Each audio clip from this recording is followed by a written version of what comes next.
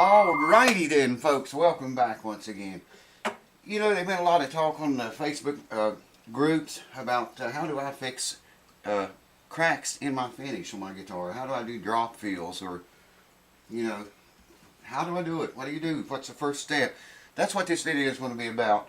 And I want to show you how I do it, the way I do it on this crack back here. Now, the last video, if you remember, I took a razor blade and scraped that crack and just dropped a few drops of thin viscosity CA glue in there, and then just stomped right there on it until that glue sets up. And it's set up now. I'm going to show you that. But first, before we start, if you remember I think it was the last video. I make so many videos, man, I can't remember too good. The last video, if you remember, we laid a heavy, well, right here it is, a really heavy level down here, right in the very center of the fretboard. I'll just do this. I'll get you and bring you over here because I got to hold the camera down here and show you. Didn't get all of it out, the twist in the neck I'm talking about, but got most of it out. So hold on, I'll get right into it right away. Where is that damn thing? Okay, what we're looking for are the parallel of the two, of the straight edge and the level back there. And you can see there's still just a tiny bit of twist in that neck. Try to get right center as I can. You can see it. It ain't very bad. It took me 8 hours to get that thing like that with heat on it. 8 hours, a whole lot of heat, and I was starting to worry a little bit about, you know, that much heat on there for that long of a time period. But it's okay. It didn't dry the board out no more than, you know, the 8 hours or what I had it set at. It didn't dry, you know, we're going to linseed the board and everything anyway. But anyways, I wanted to show you that, because that is a great bit of difference there. It's still not 100%, but it's pretty dang close. Alright, I'll get you and bring you over here. Get rid of that. And we're going to go work on this crack back here. Hear that? I'll show you the way I do it. Hold on. I got to get really close to see with these visors on, but man, I can see the glue ran into the crack. There's a little bubble over here where the finish had pulled away from the wood, and glue, that thin viscosity CA glue ran under there into that bubble. That's good, but you can see it, and you're always going to be able to see it a little bit, just like the crack. But we're going to seal it. It's sealed now. We just want to, hear that? We just want to smooth that over where your eye doesn't get sucked down there so bad right off the bat. And I'm going to start with this razor blade, but I probably will go back to sandpaper. I don't know, this seems to be working okay for the time being. I guess that's in the picture, yeah. And like I said before, you always want to angle your razor blade, pull it across a piece of metal, put a burr on the edge, and then scrape with that burr facing the way you're scraping, and don't scrape straight up the crack. Turn that razor blade a little bit. That allows that blade to slice, that burr to slice right through the finish or the wood or whatever you're working on. You get a much cleaner cut. Yeah, I think I'm going to go to sandpaper to finish it off. I don't know if you can see that little pile. Yeah, I think you can see it in the camera. Not very much came off of it. Yeah, let's go to sandpaper, because I'm still feeling it a little bit. Well, not so much now. Place back there farther back than I had been scraping, right there. Yeah, okay, let me go get some, probably going to use 1200 grit, 1500 grit, and 2000 grit. I think is what we're going to do. And then we'll use the chrome polish to buff it back up. And I got to go gather that stuff up. Hold on. Alright, I'm going to wipe down here just a little bit first. Just make sure it's a little bit clean. Alright, I got 3 sandpapers out here. I'm going to start with the 1500 grit. And just going to lightly use the end of that, flat end of that eraser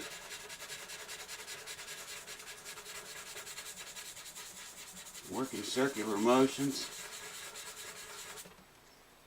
And need a soft, kind of a soft brush. Here's a makeup brush, I think. Yeah, okay.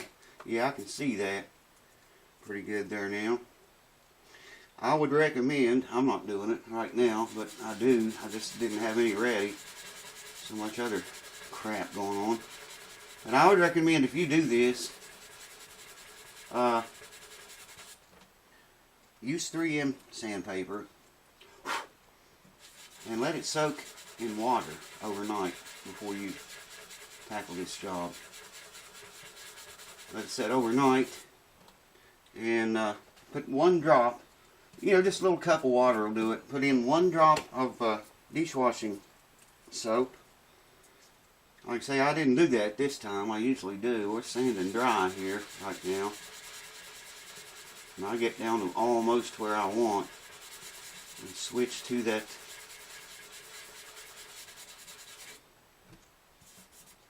I'm going to switch right now, I think. Yeah. That's much better. And switch to the 2000 grit here now. It'll be even better than that. At least we hope. We certainly hope, don't we? Small circular motions does the trick.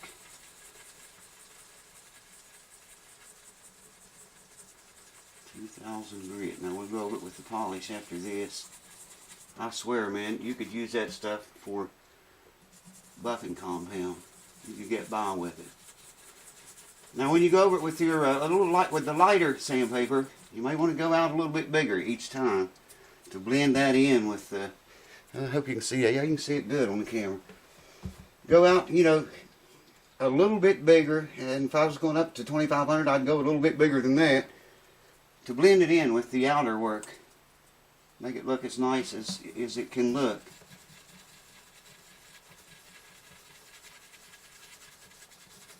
I've come up a little farther than I did before, and out a little farther than I did before. I'm using 3M sandpaper as always. Now, like I said, you are always going to see this. This is not. We're not making this crack invisible, because over the years it was open. Crack got down into it and got under the finish a little bit on each side, and that's why it looks dark like that. But there's no crack there anymore, and nothing else is ever going to get in there again. We sealed it. It's sealed, and it's going to protect itself, so to speak. See how much smoother that's getting. Yeah, man, we need to go to the semi-chrome right now, I think. We got one more with this. If I can get a hold of that very end of the paper, it hasn't been used at all, would be nice. You should use an eraser or something. You wouldn't want to do this with just your fingertips, because you'll rub your fingertips into the finish and be able to see it with a high gloss finish on it. So use a little eraser or something, you know, that's flat. The whole idea is to maintain our flatness here. Alright, semi-chrome time. I'm going to need both of those rags. And like I said before, the trick to this is whether you press easy or press hard. It depends on how, you know, how you want it to cut in. I'm going to press a little bit hard here this time. You notice I'm going way out beyond the boundaries of where the sandpaper touched. And that's just to blend it in with the rest of the finish.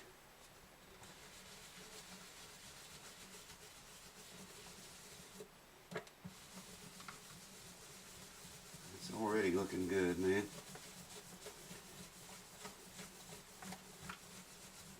Oddly enough, that bubble there that the NCA glue ran under is a little bit harder to see now. Blend it in. I want to do that again. And this time I'm not going to push nearly as hard as I did that time. And probably go even bigger area, cover an even bigger area.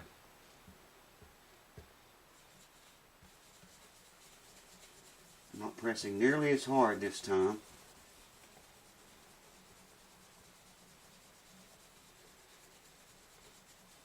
You're still going to see it because of the dirt and the elements that got in there under the finish where it was cracked. There's nothing you can do about that. That stuff is in there. You'd have to strip the whole guitar and refinish it to get rid of that. And then the guitar's got all these other little cracks in the finish from that damaged area that we repaired. No way to fix that. You just have to strip it and refinish the entire thing. I used to do that a lot. I haven't done it since my buffer blew up and then my air gun blew up. I don't remember which one went first. I have 2 more airbrushes. One's brand new, but it's cheap. I just don't think I could make myself use it on a guitar job, you know. I'm going to go one more time now and go very lightly. And we'll be ready for polish, man.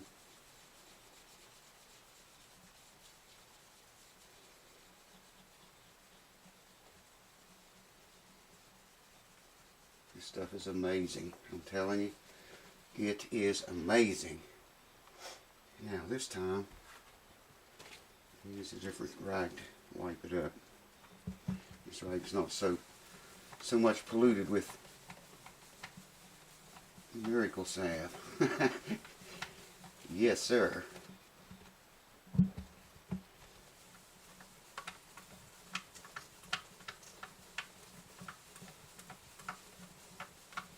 And this crack will never be a problem again. Never again. It won't let any elements in. It's glued. It wasn't through the wood, by the way. I mentioned that before, I think. But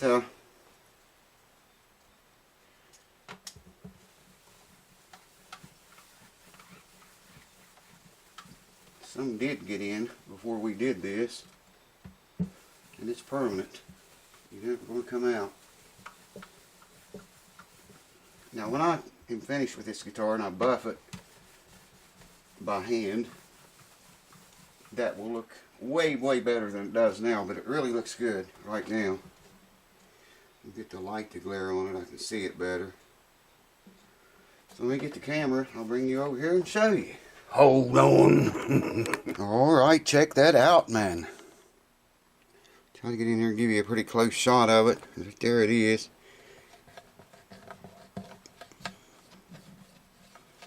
You can still feel it a tiny little bit with your fingernail, but it's nothing compared to...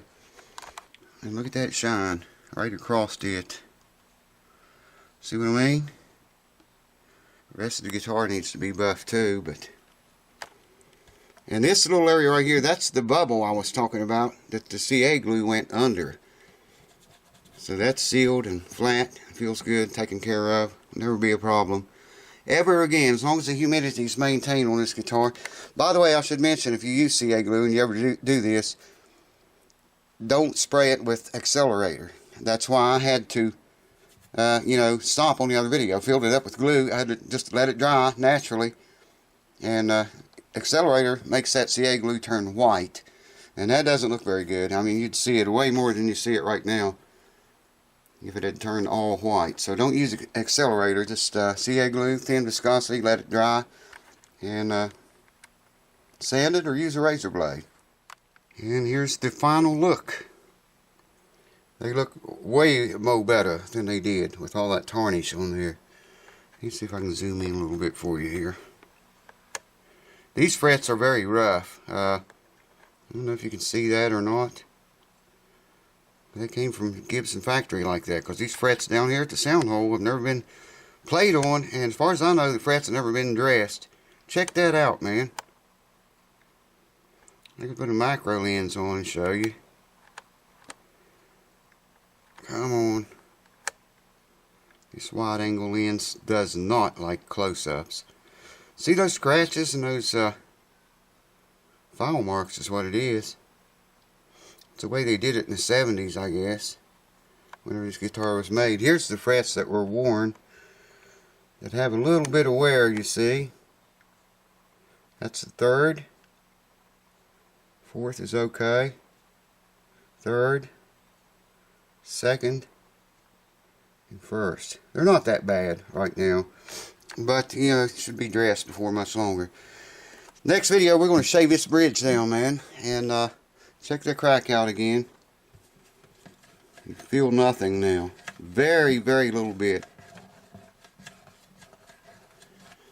Looks good. Looks way better. This is the bubble I was talking about. The CA glue ran under it.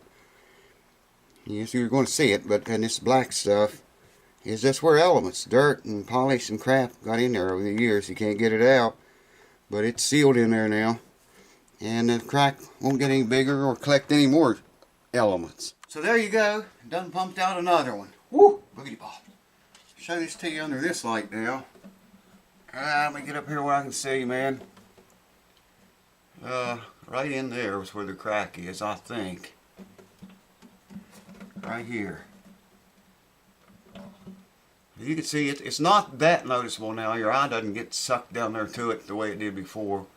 I don't know if it's best to show the light glare or not. But looks way better.